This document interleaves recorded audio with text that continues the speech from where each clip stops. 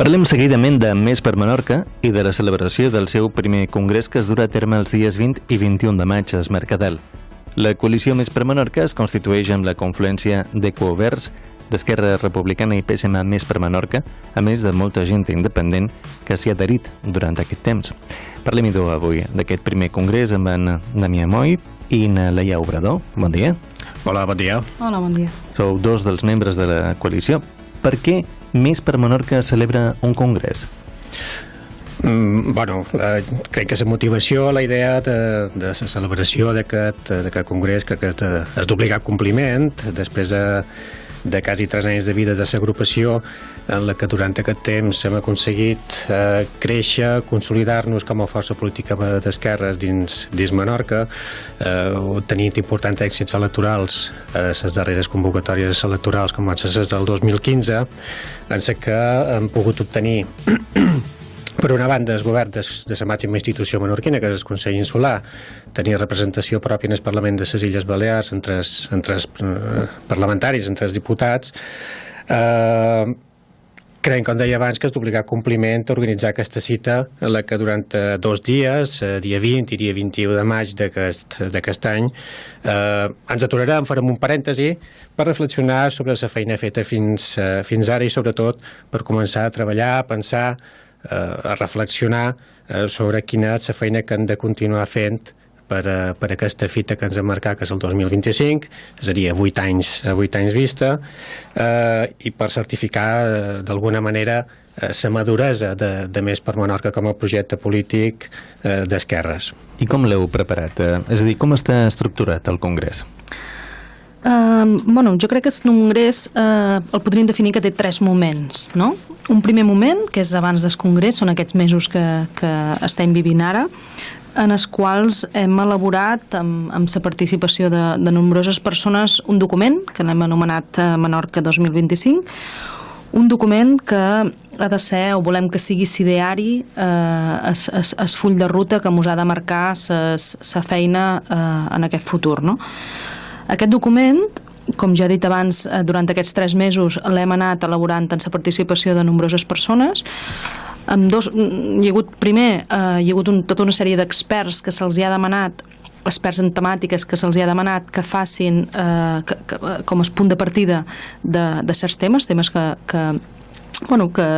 defineixen la vida política i la realitat de Menorca, i després, a partir d'aquest document base, hem enviat el document a tots els adherits, i els adherits s'han anat apuntant i han participat a totes i cada una de les jornades que hi ha hagut de cada un dels blocs. Aquest document té 5 blocs i hi ha hagut dues jornades de participació, 2 trobades per a cada un dels blocs. Llavors, aquest document que s'ha fet al llarg d'aquests mesos, jo crec que configura aquest primer moment, no? El segon moment serà el congrés, que serà, com ja he dit, d'aquí unes setmanes. En aquest congrés, per una banda, presentarem la feina feta durant aquests mesos, presentarem el document, presentarem el resum dels 5 blocs, que són el full de ruta de cap allà on hem de caminar, però també aprovarem les ponències, l'ideari polític i l'organitzatiu, i la ponència organitzativa, que seran d'alguna manera el que ens ha de permetre com a formació esdevenir i poder créixer d'aquí endavant. Per tant, què s'hi decideix en aquest congrés? Si haguéssim de dir un objectiu clar, el que es defineix és posar les bases per la Menorca del 2025. I per posar aquestes bases, és a dir, per arribar a aquesta fita, necessitem 2 coses. El què, és a dir, què volem, com volem que Menorca sigui, què volem a nivell energètic, a nivell territorial, a nivell social, a nivell de gestió de l'administració, què volem, cap a on volem anar. Això és el document de Menorca 2025 que parlàvem ara, és el document marc que defineix els temes més rellevants i que ens preocupen. I l'altra cosa és com, és a dir, per aconseguir això, com hi hem d'arribar i de quina manera hem d'aconseguir aquesta fita, no? I aquí serien les 2 grans ponències que ens han de permetre la ponència política i la ponència d'organització, que ens han de permetre arribar en aquesta Menorca, no? Hi haurà canvis en el funcionament? Funcionarà de forma, diguem, diferent a com funciona ara?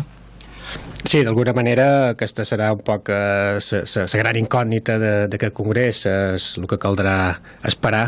Arriben aquests dies 20 i 21 de maig per saber si els nostres adherits decideixen introduir canvis, decideixen que continuem com fins ara, i si s'han de fer canvis, de quina manera els han d'introduir.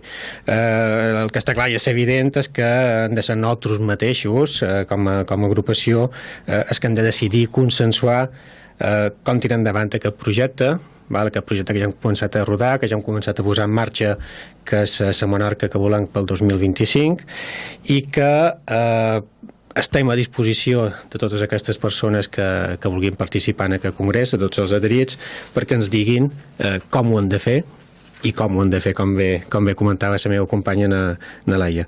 Per tant, ens hem de rematar en aquestes jornades, hem d'esperar a despejar aquestes incògnites el cap de setmana de dia 20 i dia 21 de maig, en el que, tota aquesta feinada que ja hem anat fent durant aquests dies i aquests mesos anteriors, durant aquests dies aniran fent més feina, i en que desitjam i volem que participi molta gent, perquè tenim preparat sorpreses i volem que la jornada de dissabte sigui molt important, i evidentment també la de diumenge matí, en que es donaran ja la clausura, la conclusió d'aquest congrés. Avui ens ho han comentat els nostres convidats, Damià Moll, Laia Obrador. Gràcies per haver-nos acompanyat i molt bon dia. Molt bon dia, moltes gràcies. Gràcies, bon dia.